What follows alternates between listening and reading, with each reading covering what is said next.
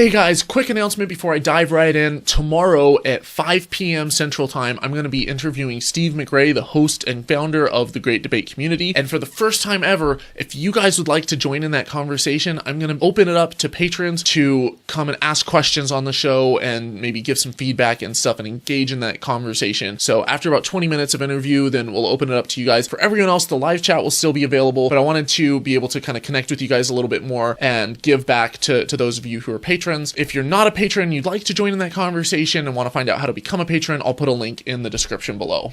I look forward to seeing you guys. Do you guys remember GodlessCranium? I had him on my channel a month or two ago. Well, a few weeks back, he asked me and a couple of other YouTubers to put together a video where we encourage the audience to imagine a world without religion. Well, apparently this triggered some religious fanatics, and they went and false flagged the video as offensive content. This video has been flagged into a limited state, which means the comments, ratings, and share features have been turned off, and YouTube won't recommend it to anyone. On top of that, it received a legal complaint and has been blocked from view in several countries. Luckily, neither of these things has resulted in any sort of strike against my channel, which is good, but it's still garbage. There was absolutely nothing offensive whatsoever about this video. If imagining a world without religion is so scandalous, then how come YouTube hasn't demonetized and restricted the Beatles? Imagine there's no heaven and no religion too. Now, in response, GodlessCranium has asked anyone and everyone with a YouTube channel to mirror this video if they can, to show these anti-free speech zealots that if they use these slimy types of tactics to try to silence one of us, it'll be like cutting off the head of a hydra, and even more will spring up to take its place, making their work cut out for them. So I'm going to place the link to the video in the description box, and if you want to mirror it on your channel, I would appreciate it. If you haven't seen it, please give it a watch, and if you think YouTube was right and it should be considered offensive hate speech, then that's cool. But if you don't, then please mirror it if you can. I think false flagging on YouTube has got to be challenged. It happens far too often, and the only way I can see to challenge it is to come together as a community of YouTubers who are tired of having their speech silenced or muted by offended snowflakes, and say enough. So here it is. If you're sick of people trying to silence atheists by false flagging channels, or even if you're religious but you care about free speech, then I hope that you'll take a stand and mirror this video on your channel as well. Enjoy. Religion in US worth more than Google and Apple combined. Huh, that's crazy. That's just in the US. Imagine how much it would be worldwide. Faith economy worth $1.2 trillion a year, more than combined revenues of 10 biggest tech firms in America, study shows. Religion in the United States is worth $1.2 trillion a year, making it equivalent to the 15th largest national economy in the world, according to a study. The faith economy has a higher value than the combined revenues of the top 10 technology companies in the US, including Apple, Amazon, and Google, says the analysis from Georgetown University in Washington, D.C. Ugh. Imagine a world where that money went towards humanitarian aid or medical research. Wouldn't that be something? Imagine a world. Imagine a world. Imagine a world. Imagine a world.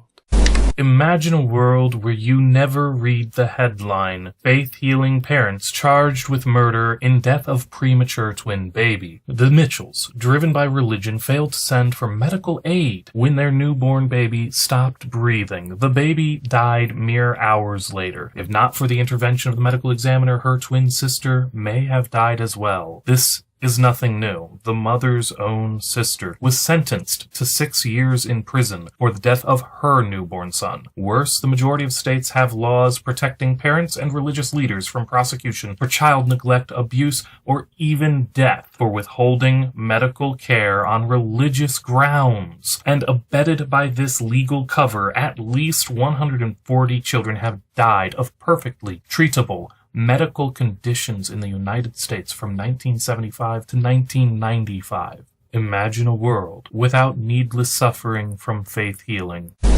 Imagine a world where the bigots had to admit that their gay hatred is their own idea, where they can't say it's not them, it's just their God's commands. Imagine a world with no religious arguments against gay marriage, where nobody was stoned or beheaded just for being queer. Imagine a world where nobody had to be ashamed to reveal their true self. Imagine a world with no religion.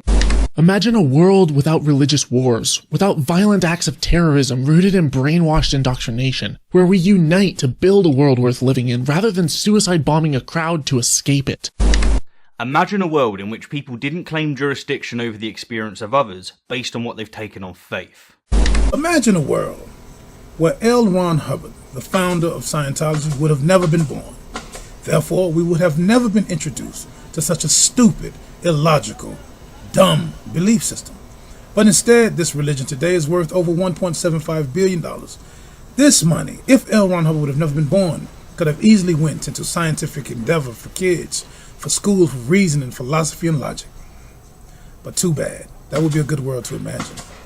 Imagine a world where nothing said or written was taken on the authority of the speaker or writer, where every claim was accepted only proportionally to the supporting evidence, where such evidence and the interpretation was continually challenged and therefore improved, where the support for the claims was not only readily available to everyone, it was frequently accessed by everyone.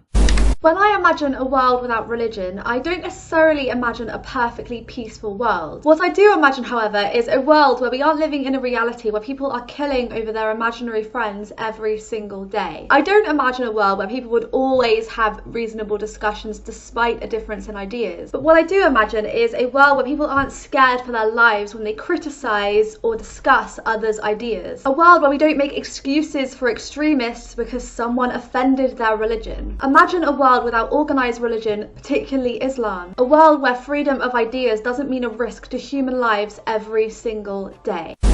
Imagine a world without hijab, where you can see the wind blow through an Iranian girl's luscious, beautiful hair.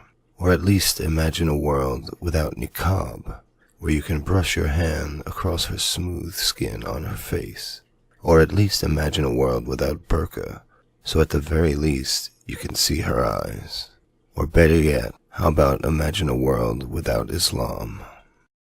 Imagine a world where no one spends precious time and money on treatments of disease which are not evidence-based. Countless lives are lost every year because people fall victim to pseudoscientific practices that just simply don't work. Often, these practices are based on beliefs involving the supernatural. Regardless of their origin, though, practices without an evidential basis are dangerous when relied upon as medical treatment. As a result, effective treatments are disregarded, and fatal diseases are allowed to run their full course, ultimately tearing grandparents from their grandkids, tearing mothers and fathers from their children, and in strokes of the cruelest form of cosmic injustice, tearing children from all those who cherish them above all else. Envision a reality where no belief in pseudoscience or the supernatural, which allow for such offenses to humanity, exist, and ask yourself, would such a reality be one with fewer atrocities in favor of greater health and happiness? In doing this, you take the first step in making that reality our very own. Imagine a world where people gave serious thought to questions of why we love, why we feel wonder and awe, and why we consider some actions moral and others immoral. Where we continue to plumb the depths of these mysteries, using what we learn to make ourselves and society better, instead of just deciding they're all inevitably spiritual concepts that had to come from God. Oh, and where nobody claims there can't possibly be secular answers to these questions just because they themselves chose to stop thinking about them. Imagine a world that wasn't saturated by mainstream religion. Religious messages have been so normalized. People will take on very baggage-heavy labels as a default. Out of peer pressure, it's what's expected of them to do, even if they don't truly believe. And thus, undue reverence is given to ideas that are as equally absurd as any other mythology we have left far behind us. This normalizing of religion is the stagnation in society. And this prevents an honest, critical dialogue from actually happening. Imagine we could strip all of the emotion out of these arguments, all of the heritage, all of the baggage, and debate the ideas based solely on their merit. We would have won already. Imagine a world in which people didn't pretend to know things that they can't possibly know. Imagine a world without religious moral authorities. When faced with an action that conflicts with our conscience, we tend to rationalize it to avoid the mental conflict between doing something bad and being a decent person, one way being to project the responsibility onto an authority. If there were no morally authoritative religions in the world, then people wouldn't have the option to shunt responsibility onto an intangible, infallible, unchallengeable moral authority. Knowingly harmful actions, in terms of prejudicial or even violent acts, couldn't be excused by obeying the will of God. Of course, this isn't applicable to all religions nor all religious people, and of course there'd still be harmful acts and human authorities to appeal to, but no human authority is intangible, and any would be infinitely less infallible and unchallengeable than the moral commandments that are held with conviction to be the decree of God. Imagine a world where religious reverence isn't used as a shield for pedophiles, so that they can be recirculated into finding new victims in new areas.